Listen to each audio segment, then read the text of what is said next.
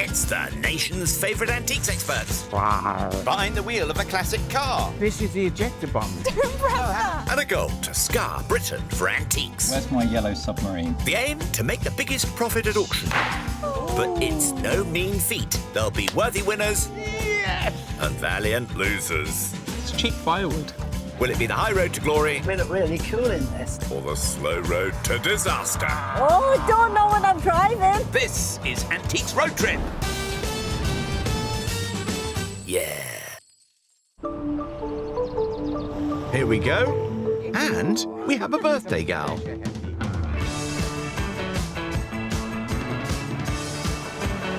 Thank you so much for doing this for me. It's very sweet of you. It's a pleasure, Hetty. Raj really can be quite nice sometimes. But I don't want you to think that I'm softening up, you know. You won't let me win on my birthday, will you? No, of course not. No. There you are. Spoke too soon. It's the fourth leg with auctioneer whizzies Hetty Jago and Raj Bisram. And if you look in the glove compartment, you'll find lots of chocolates in there. Wow. Yeah, enjoy. Spoil me, Raj. Yeah, I checked the sell-by dates. We're in the super cool 1979 Cadillac sedan DeVille, featuring a lap belt for the driver and for passengers in the back. Acceptable road safety in the 1970s USA. No, Uh-oh. I don't believe it. Broken down. Oh, not on her birthday. I am so sorry, Hetty. That's I can't okay. believe it. While they deal with the poorly caddy, last time we were trying out for the circus. I quite like this. Yeah, you're on your own. Wow. Raj carried something very heavy, I shall take it away. and Hetty took up ghost hunting. I'm a bit scared now. I'm actually a bit... Don't like it. Thus far, Hetty has notched up a trio of auction triumphs. The time I will sell at £60. Well done. I'm really happy with that and I love it. Now it looks like they've got help. What's gone wrong then? Well, I think it must be the carburettor that's done the axle, that's done the... Not a clue. This antiques tour began in Cambridge, raced around exciting East Anglia, and shall traverse the home counties, ending in Eversley. Poor caddy. Any better? If the two of us, on the count of three, say abracadabra. 1, 2, 3. Abracadabra! Whoosh! And it's going. Nice try, Raj. Actually, the man with the spanner fixed it. Our road trip revellers will be in Hertfordshire and Bedfordshire, shopping all the way to Harlow in Essex. Having dropped off Hetty elsewhere, we kick off with Raj in Hertford, home to the UK's largest collection of toothbrushes. And this fabulous antiques emporium, Rossi's Attic. With a skip in his step, Raj is raring to go. Right, let's get in. There's a gaggle of dealers selling their goodies in here. Let the mooch begin. Raj has a fresh kitty of 200 smackers to play with. Well, you won't believe this, but last night I had this dream Here we go. that I walked into a shop today and there was a suitcase, and I opened up the suitcase and inside was the football strip for the 1966 World Cup team. I mean, how rare and unusual is that? You do know it didn't actually happen, don't you, Raj? This is a very, very pretty Swarovski crystal bunny rabbit. It's actually a squirrel. And the cabinet's full of lots of different animals. You don't just see Swarovski crystal as animals, but you also see it as jewellery, and it's become very, very collectible all over the world. And it originated later part of the 1800s. But for me, one of the most iconic moments of Swarovski crystal was actually the dress that Marilyn Monroe wore when she sang the famous song, Happy Birthday. Birthdays a go-go today, then? It's believed the gown was adorned with more than 6,000 crystals. They are collectible. A lot of people like them, but they're £22 each.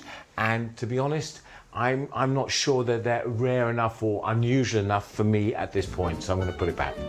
We shall leave you to explore further. Let's find Hetty. Our gal is a little further away in the town of Dunstable. Straw hat making was a boom industry here in the 18th century. We'll be doffing our cap to this emporium, Manucci's Antiques. The proprietors have been dealing for over 25 years, and every space is covered. Ooh, I wonder if there's a World Cup 66 strip in that suitcase. Ah, I always really like the look of these, but they don't tend to make any money at auction, sadly. look inside. Raj had a dream, you know. He obviously didn't tell her. Now, what are you going to find for your 200 smackers? Now, I really love arts and crafts pieces. And arts and crafts, it was sort of late 19th, early 20th century, and it was essentially a movement against industrialisation, so everything was becoming handmade. And this is a really lovely example of an arts and crafts piece.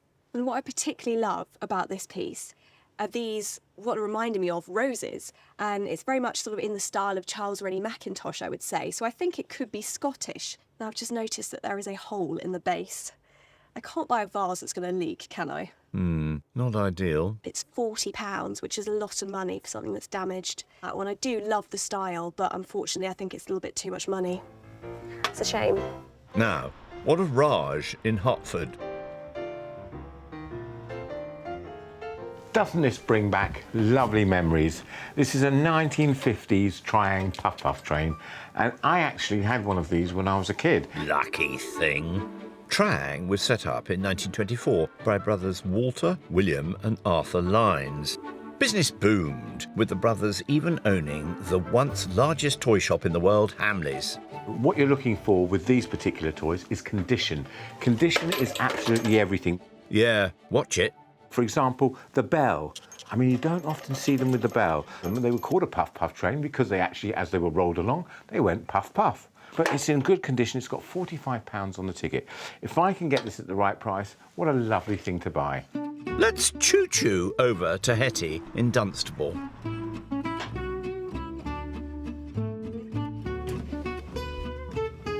This is a really sweet set. How lovely is this little egg cup and spoon? Now, they're made of solid silver, so they're fully hallmarked. And I think this would make a really fabulous little christening gift or maybe a birthday gift. Gifts of silver were often given to mark a happy occasion. The traditional christening gift may have begun in the Tudor period. Now, I'm just checking the hallmarks because when you buy a set of something, it's really important to check that all the marks match up so they're made by the same maker, because very often with sets like this, someone will just replace the spoon. Now, they've both got exactly the same maker's mark, so that's good. As Hetty's a silver specialist, what do we need to look out for? So when it comes to buying silver, I'm thinking about two things. Firstly, the aesthetic appeal. Is it a beautiful item? I think this is a really sweet set, but also how heavy is it? Because you're thinking about the actual value of the metal as well. Now, this isn't a hugely heavy piece of silver. It's marked at £38, so I think I'd be paying above what the actual silver is worth at £38. But I love it, and I love the fact that it has its original case as well. It's a really nice thing. Lovely find. But I've also spotted something else that I like in here as well. Again, partly because it has its original little case with it. Now, what a sweet little silver spoon this is. So it's fully hallmarked on the back, made in Birmingham. I think it's 1930s. But what I love about silver is the fact that you can clean it up and it looks as good as the day that it was made. So this will last for generations.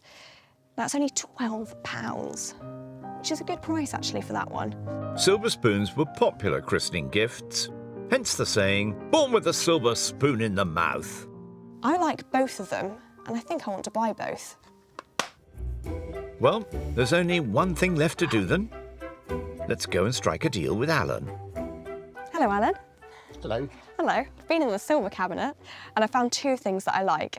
So first of all, this beautiful little silver spoon, which is £12. Yes. And then this nice little egg cup and spoon set, which is £38. Yes. Could you possibly do 40 for the two? I know it's pushing it. It would help me out a Okay, lot. all right Yeah, then. £40 Yes, for the yes, two. 40. Thank you. I'm really pleased with that. Thanks a lot. Let me get you some money out. Alan, you are one heck of a lovely man. That bevy of silver breaks down to 28 for the egg cup and 12 for the solitary spoon, leaving Hetty with £160. Now, I'm missing Raj, so back to Hertford we go. Penny for them, Raj? There's two lovely old photographs here of Stirling Moss. Now, Stirling Moss was a British racing driver, and he was said to be the greatest driver that never actually won the World Championships. He actually won 16 Grand Prix in his career, and he was born in 1929. He died around 2020, I believe, so fairly recently, but was an amazing driver. In 1955, Stirling Moss became the first British driver to win the British Grand Prix. He was victorious in 212 of the 529 races he entered. Wow! This one is from the British Grand Prix in Aintree in 1957, and of course everyone nowadays associates Aintree with horse racing, but back in the day they actually held the Grand Prix there.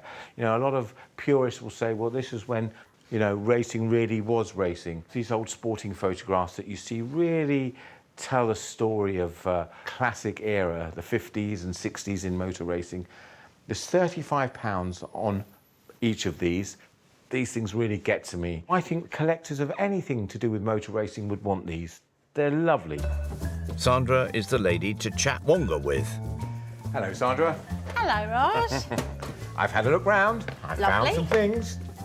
First up, those Stirling Moss photographs. I can do those for 25 each for you. OK, and then we'll move on to the On the lovely Chuff Chuff, now I can do 20 for you, Raj. £50 and £20, £70. I am not going to haggle at all. I'm going to shake your hand. Lovely. Thank you very much indeed. indeed. Thank you. Great work, Raj. £70. And Lovely. many thanks, Sandra.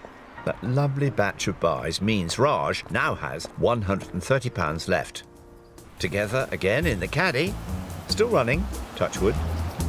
I was going to get a chauffeur's cap as well, but Were you? I couldn't get one. Aw. So Oh, shame, you do love a hat. Our next destination is the town of Hitchin. As far back as the 16th century, the carpets of lavender here made it a perfume mecca. But today, everyone's swarming to the local market, including our roaming road trippers. I want to go and try some scarves on, that's what I'm thinking. go on then, go on. What do you think? I think that goes really well with my outfit. Beautiful colour. It really suits you. How much is the scarf, sir? £6. Could I have it, please, for £5? Yes, of course, sir. Thank you very much indeed. There we go. Happy birthday. Last of the big spenders, eh, Raj? That was fun, but let's go and find some antiques. In here, at this snazzy place, the Fleetville Emporium. You looking forward to this one, Hetty? Yeah, and I've got my new scarf on. Ah, you look lovely, if I may say so. It's packed full of plunder. Let's see what they plump for. Shall we chum along with Hetty? She has £160 to splurge. Now, this is a cocktail shaker in the form of a penguin. And in terms of date, I think it dates to around 1920s and 30s, so it's Art Deco. And when you think about the Art Deco period, you might think of extravagant parties. And it was a time when a lot of new cocktails were being invented. Very Great Gatsby. Art Deco design, in terms of interior design and items, are actually quite popular at the moment. Cocktail shakers always do well at auction, particularly novelty ones. And I can't say I've ever seen one that looks quite like this before. The drink shaker was an essential bar accoutrement by the mid-1850s. But the golden age for cocktails really arrived with the glamour of the Art Deco period. So the way it works is you put your ingredients in here, give it a good shake, and then I think this bit unscrews and you pour your cocktail out of the beak. Make mine an old-fashioned. I like it. It's novelty, it's a bit of fun, but it's also really, really stylish. It's £85, which is quite a lot of money. But considering it's silver-plated, it's not solid silver. I really, really like him. I think he's coming to auction with me. He's flipping lovely. Now, where's Raj? See, I told you he loves a hat. You take it easy, old boy. Raj has £130 remaining. Uh-oh, he's on the move. Here we've got a large collection of guitars. Guitars are becoming hugely collectible now. I mean, guitars can sell for as much as £1 million now, depending on who played them. When it comes to looking for new markets, what's the next thing to collect? Guitars are certainly in there, and also space as well. That's one of those areas which is becoming highly collectible. Oh, a top tip from Raj. Well, this stand really is lighting up my day. Boom, boom. He's here all week, folks. It's full of old light fittings, etc., etc., but the one that has really grabbed me is this lovely old vintage light. This is a stage and theatre lamp.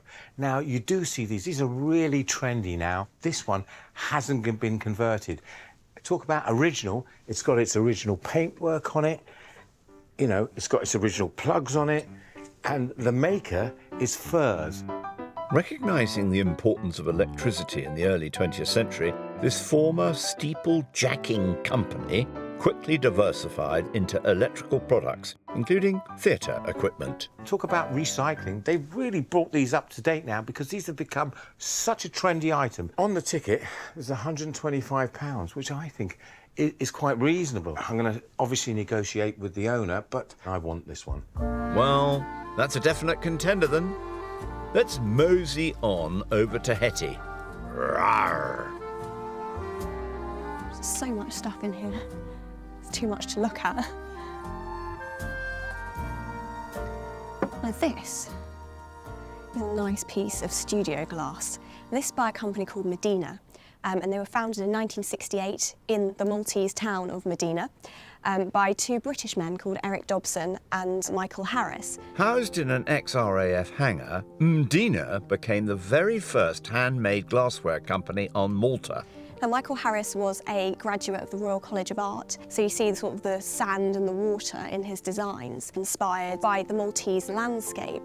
Now, I don't know whether this is actually made by Michael Harris, but I know that he was producing designs between 1968 and 1972. So if it was made within that time period, it could very well have been made by him. A lot of his pieces weren't actually signed, so to find his signature on a piece is quite rare. 70s style interior pieces are doing really well at the moment. Also, I can't say that I've actually seen this exact pattern before, so that might be a really good thing. It might be quite unusual. It's £35, which isn't a bad price for it, but I'd like to get some money off that if possible. So I'm going to ask about this one, and I definitely want the cocktail shaker. Those hot contenders tot up to £120. Let's see Howard about a deal. Hello, Howard. Hi, Hetty, how you doing? Well, because I found this. It's great, isn't it? I think he's really cool, isn't he? Really cool, really cool. I see what you did there. Our Icy Pal is priced at £85. 65 would be the best. OK. I will say yes to 65. You've also got Medina vase as well, which I like, the stripy one over there. Yeah. So that's 35. Right, I can't do a lot on that. And best on that would be 30. OK, no, that sounds fair. OK, so the two together. 95 on the two, if that's OK? Great, thank you. Shake your hand on mine. Thank you very much. Pleasure. Let me get you some money out. Fantastic. Nice work, Hetty. That happy spend means our gal now has 65 smackers. Now, is Raj finding more antiques booty? Now, this is an unusual piece. First of all, it's not priced, but it looks like it could be a piece of Inuit art. I'm not an expert on Inuit art, but this looks like it's a later piece, so it's probably maybe early 50s. Inuit animal carvings range from Arctic birds to powerful polar bears. This one is made from serpentine, a type of dark green stone found just a few kilometres from Kinnight, the Inuit hamlet on Dorset Island in Canada. If you can go back to the early Inuit art, these sort of pieces were much smaller and they were worn as amulets around your neck and they were to ward off evil spirits, etc. The earliest known Inuit carvings were used in shamanic rituals, but from the 18th century onwards they were sold to whalers and missionaries visiting the Arctic. It's got no price ticket on it. I mean, this is a very speculative piece, but, you know, if it is a bird, it could just fly away. Dear, oh dear, Raj. Let's go and find out the price, eh? Stand by, Dee. We begin with the big theatre light at 125. What would be your best on it? Best really would be about 90 or so. What about 60? 65. 65? Yes. Okay. Yes. Fine. We have a Deal. deal. Right, 65. Okay. Thank you very much indeed, Dee. Thank you. And then we come on to this. What would be the best on it? What about if you bought the two and I did 120 for the both? 120 for the 2 items? Yeah, I think you'll make a profit out of that. Yeah, Come I on. think so, hopefully. Yes. Thank you very much. Thank you. Thank you. Okay, lovely. That breaks down to 65 for the Furs theatre light and 55 for the Inuit carving, leaving Raj with just £10. Did you buy that? No. What do you think? It looks very heavy. It's very heavy, Hetty. If your hands weren't full, I would ask for your help. I'd love but to as it is, help. I'm going to have to take little rabbit steps, OK, till I get to you. He's such a drama queen. I'm coming. Wait. Mind how you go, Raj. You're not getting any younger. Now, let's get back to the party-mobile. Sit back, relax and enjoy. Yeah, got my feet up. I'm having a lovely time. As long as it doesn't break down again. Nighty-night.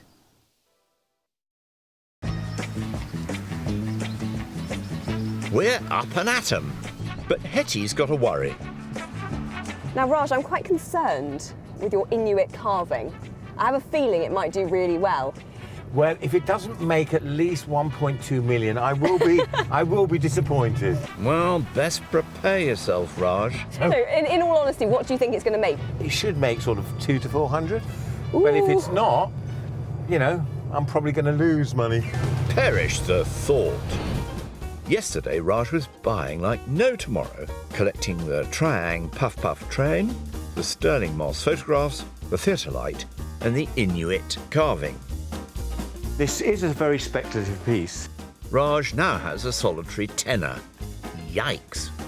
Hetty has also whipped up a buying frenzy with the combo lot of silver egg cup and spoon, the Art Deco penguin cocktail shaker, and the Mdina glass vase, I can see it doing quite well at auction. leaving Hetty with 65 smackers. I have to basically take chances. If I'm going to win the last two, I've got to go out there and play risky. So it's boom or bust, as they say. Yes.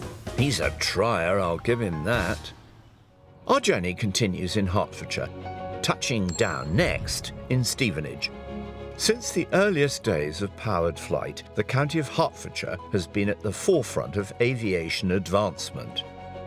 In the 1940s, the visionary pioneer Sir Geoffrey de Havilland built planes here, like the iconic World War II Mosquito and the very first jet airliner, the Comet. Fast forward to the 21st century, and the aeronautical engineers of Stevenage have their sights set on an even higher goal: space. Here at Airbus DS, Hetty is meeting with robotics engineer Yvonne Pickering to find out more about this building's historical roots. So it started back in about the 1950s. So it was mainly a de Havilland factory making sort of aerospace parts. A little bit later, actually converted to making the first Blue Streak, which were like rockets. Built by de Havilland propellers, Blue Streak was first designed as a ballistic missile, then adapted to deploy satellites into orbit. This was Britain's contribution to the global space race. So yeah, all of this heritage has really been the fundamental building blocks behind what it is that we get to do today. Blue Streak was vitally important to Europe's civil satellite program, essentially the development and operation of satellites for non-military purposes. Raj is with spacecraft engineer Vicky Lonnan to get the lowdown on how this site is changing the course of history. These are clean room suits, so we have to wear hats, full overalls and shoes, and that's basically to maintain the cleanliness levels that are inside the clean room. Kitted up and good to go, let's explore. What happens here? So this is our spacecraft manufacturing facility. Most of the things that you can see in here will be what we call propulsion modules. So these are for actually moving the spacecraft around in space. This is an example of one of the rocket engine that we would use on board a spacecraft. You can see it's really quite small. I'm just astounded that that is a rocket. Once we're in space, we are in a vacuum. So we're not working against gravity. And we can use about 8 of those, and we can turn the spacecraft around in space, point it where we need to point it. It's incredible, the whole thing is. They get even smaller, Raj. And the wonders don't stop there. For 7 decades, this site has been at the epicenter of space manufacturing. Europe's first interplanetary rover vehicle was designed and built here in Stevenage. Now, the latest prototypes are being tested on a simulated Martian surface in preparation for space missions. In 2028, their expedition to Mars will be the first to not just explore across the face of the red planet, but also study beneath the surface. This is history in the making. This room has been specifically designed to actually look as close to Mars as it possibly can. The colour of the sand is pretty much as it would appear when you're on Mars. So it's as close as you can get to Mars while still being on Earth. Yeah, it's really interesting. I love this. And to acknowledge its origins here in the UK, the vehicle that will head out in 2028 is named after Rosalind Franklin, the British scientist and co-discoverer of the structure of DNA. The one that you can see over here, the Rosalind Franklin rover, is going to be looking for signs of life. Okay, what sort of signs? What exactly are you looking for? Organic matter, which means life that actually existed there. So Mars doesn't have an atmosphere the way that Earth does, so all of the cosmic radiation, to a large extent, we're protected from. On Mars, that's not the case. So a lot of the material has actually been destroyed, which is why it could be that life totally existed there, but we can't see it anymore. So the level that we found that the radiation wouldn't have destroyed is around that 2-metre mark, which is why we'll be gathering a little sample and then testing that for potential organic material. Uh-oh, here comes trouble. Hi, Hetty. Raj. I've arrived on Mars. Ground control to Major Raj. Well, look at this. This is incredible. As the Rosalind Franklin prototype has a top speed of just 2 centimetres per second, we'll be trying out the lunar prototype that's a bit nippier at 4 centimetres per second. Over to you, Hetty. Wait for the countdown. 3, 2, 1. Yay, Hetty. Yeah.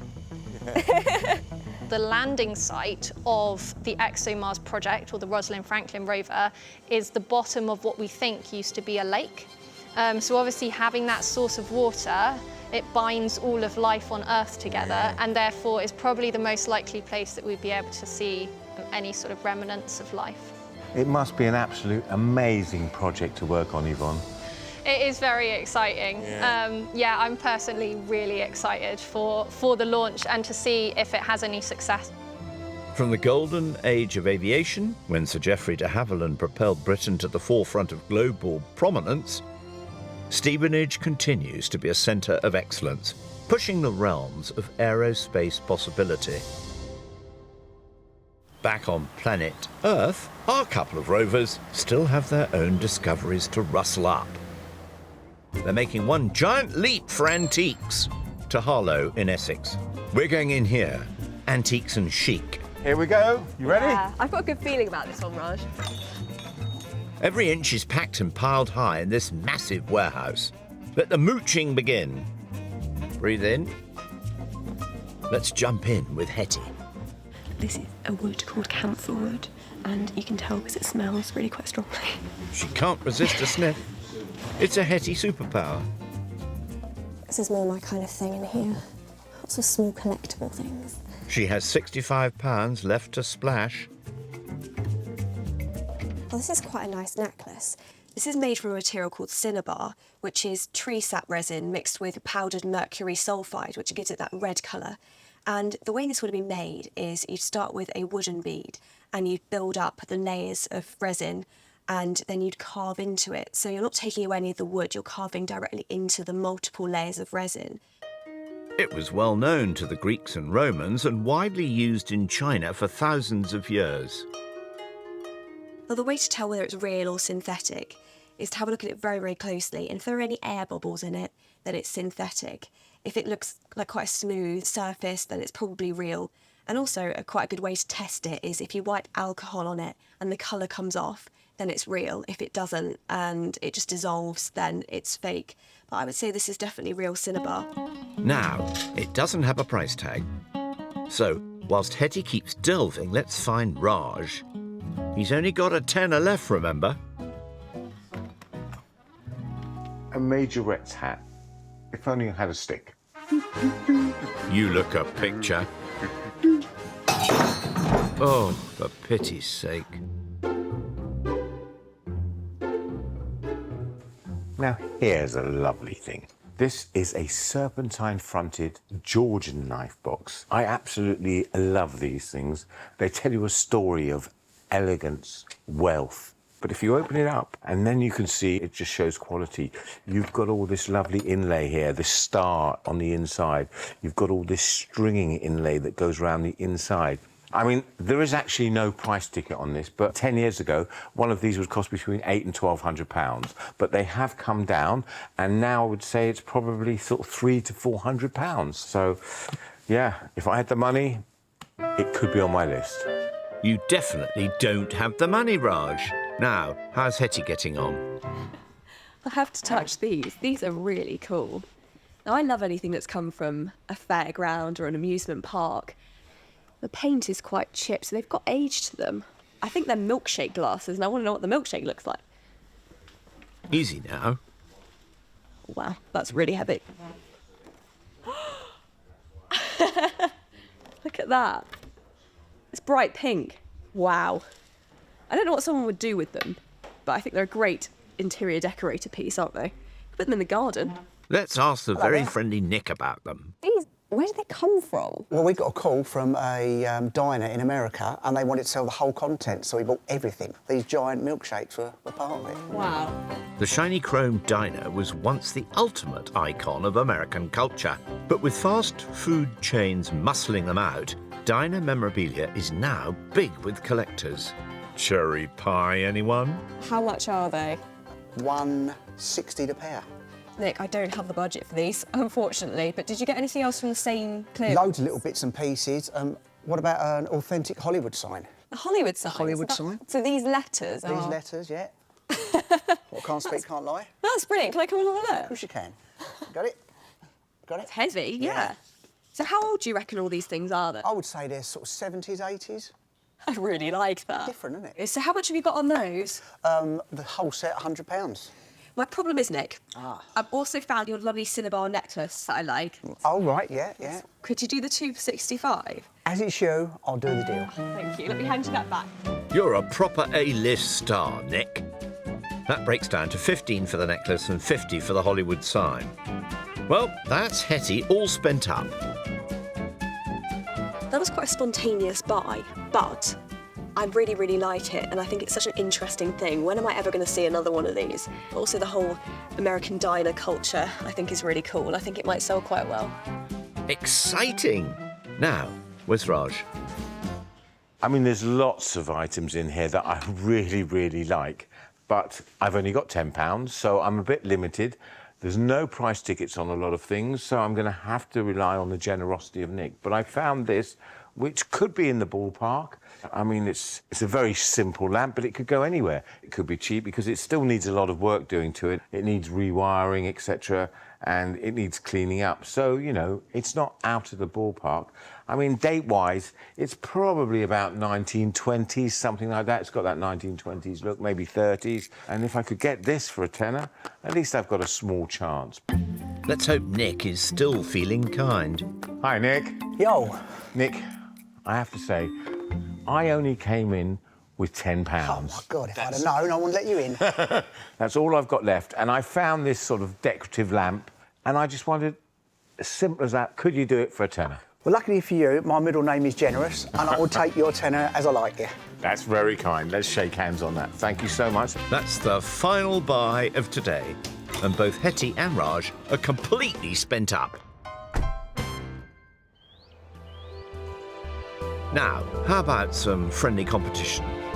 I think it might be your Inuit carving versus my Hollywood sign as to what's going to make the biggest profit.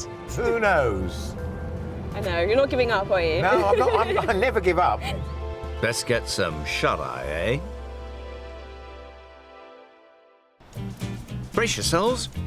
With unparalleled excitement, we're preparing for the giddy delights of auction. And what a lovely spot for it. Fourth auction. Yeah? Chance for me to step up my game. I think you need to, Raj. I'm joking. Our pair, after a run around Hertfordshire and Bedfordshire, have ventured west to Winchcombe for the fourth in a best-of-5 auction contest at British Bespoke Auctions. selling in the room, on the phone and on the net. And the charmer in command today is... We get 260. Nope, At not her, £240, but then Nicholas selling at 240, Granger. are we sure? At 240. Hetty bought 5 items for the sum of £200. Any faves, Nicholas? I really like the Art Deco cocktail shaker. It's a superb piece, really unusual. It's got a lot of character. Raj also blew the whole budget on 5 items. Impressed, Nicholas? I like the Trying Puff Puff. It's a vintage piece. These things are really collectible at the moment. Look at the outside. It looks nice and tidy to me. I think it'll do well. Come on, starlets. The big auction movie is about to begin. Who's the pretty boy, then? OK. Exciting. Yeah. Lots of people here. I know, lots of people. I feel good about this I one. think we're going to become millionaires today. I think so. Marvellous. Let's have a flip-in go with Hetty's Penguin Cocktail Shaker. Wouldn't surprise me, you know, if it makes over 100 quid. I hope so. That's my hope. That's what I think could happen. Starting at £50, we have... That's I have quite low. 60 now. At £60 we have, and 5 and £70 we have. I'm in profit. Profit. We've got 70, have we got 5? At £70, looking for 5. Surely it's 75 in the room. Thank you, takes me out. 75 in the room. 85 with you, sir, 85 at 85 in the room now. 82. Oh, we're at 85 now. Well, now you're happy, yeah? I'm a bit happier, yeah. At £85. OK. Well done. I'm all right with that. Yes. Not quite enough for a champagne spritzer, but still a neat return, Hetty. You're going to get used to this winning lark. I'm quite enjoying it. I can't stop smiling. Yeah, I know. Raj's turn to rev up the crowd now with his Sterling Moss photographs. And the lights are on red, and they're turning to green. I've got a £20 commission bid. What did you pay? And 28 and 30 and 32, so would you like to go? That's £32, 32... Oh, I paid 50. 50, OK. £38, It's all right. It's creeping up. or 40, and 2, sir, 42? He's in the slow lane. £42. I'm looking for 45, 40... To get in the fast lane. £48 and 48 and 50 and 5, 55 in the room bidding now. Profit. All right. £55 in the room. I'll take that. That's us. Racing away here at £55 and sold. 55. Brilliant. Well done, and what a celebration of an incredible motoring hero. Came in first, which is great, and with a profit. Keep them coming. Hetty now with the Mdina vase. I think it's a relatively early piece. I think it's a 70s one. It's nice. About £20 and 2 in the room bidding. It's the colours of the sky. 2 now and 25 online and 28. Would you like to go, madam? People 30 back in at £30. You're there. Broken even. One more bid, thank you. £32 There you go. 32, OK. Yes. Okay. Selling at £32 then to the room, and thank you. OK, Well done. that's fine. What a bargain for a beautiful vase. It didn't smash all records, but I mean, Smash any records. It's now Raj's turn with the great big theatre lamp. this should light up the room. £42 I have at 42, 42, 45, 48, and 50. At 50 and 5 in the room. In the room. At £60, 65 now, and 70 guys. Hope you make some money on this. This is good. This is good. 75 and 80. Come on. At £85, at 85 and 90, would you like to go? 90 in the room now. Get it over 100. 95, 100 now, 100 now in the room, 100 now. Am I looking excited? I must be excited. I'm getting excited. I'm going to sell at £100, to be sure, 100 once, twice. At £100. Well done. Yes. That's really good profit. Indeed it is. What an illuminating result. Ha ha. That's okay, yeah. That's okay. That's okay. Yeah, it'll do. That'll do. He's chuffed. Hetty now with the Cinnabar necklace. Raj, Yes. I bought more jewellery. More. I know. You said you weren't going to Sorry. buy jewellery. I know, sorry. That's right. I'll forgive you. Pounds at £10, looking for 12 now, looking for 12. Oh dear. 15 now, £15. You're going to make a profit. £15. You are going to make a profit. At £15, are we done? Maybe you're not going to make a profit. Maybe. The Cinnabar lovers were not in town today. Oh well. Oh, well. Onwards with Raj's Inuit carving. All my dreams and hopes are Your on this life one. has been building up to this point, It Raj. has, it has, it has. I can't tell you. £48 at 48, at 48, and 50 now with me. Come on. 5 now we have at 55, at £60 now. £60 then. Oh, no. £60 twice. Selling then, are we sure? At £60 then, that's... Thank you very much. That's 3021. Not quite what he was expecting. Still, it managed to turn a profit, mind you. Is it sold? Oh, no. That was a bit of a shocker. Okay. Never mind. Tinsel Town's calling. We're going to Hollywood. It looks like it. OK, it certainly looks like it, doesn't it? At £50 with me, I've got a commission bid at £50 of yours. £50. There you go. We're off. It's not even That's started low, yet. Raj. At £50, we're looking for 5. We're looking for 5. The name's great at Hollywood. At £50 then. La La Land and 5. 55. No, we're not getting excited about 50. Yeah, we do. We do. We get excited. At £55. Thank you very much. That's Sarah. Can you believe what just happened?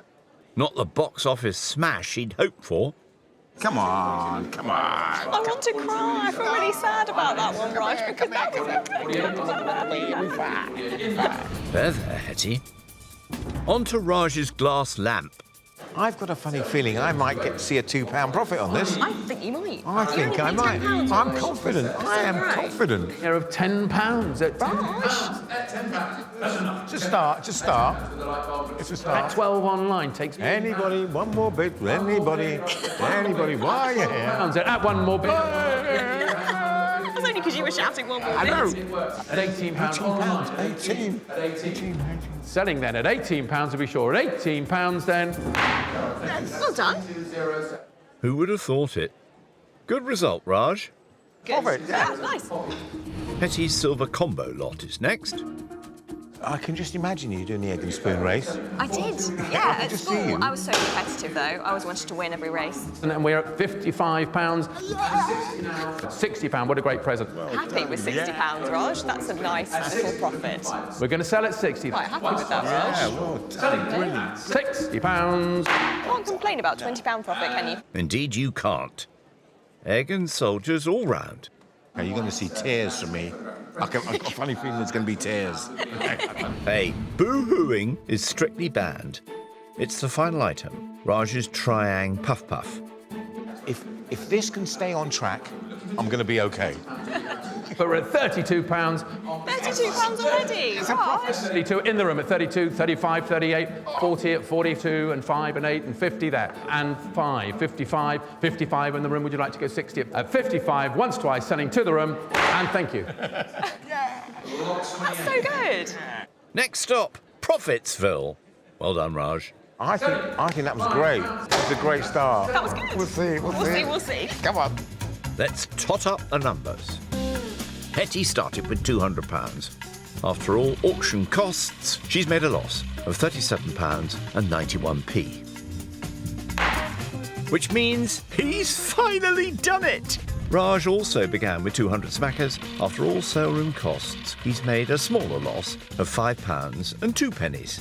So, Raj takes auction number 4, and the pride of the Bisram name has been somewhat restored. Well, that's auction 4 done. I know, I can't believe it's the last leg, Des. I know. One more to go, eh? I know. All I can say is well done so far. Thank you, Raj.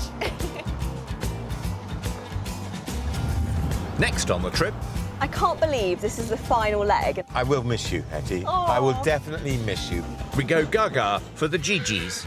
He's the best. He's so sweet. Raj finds his spirit. Rum, one of my favourite drinks. And there's a few surprises.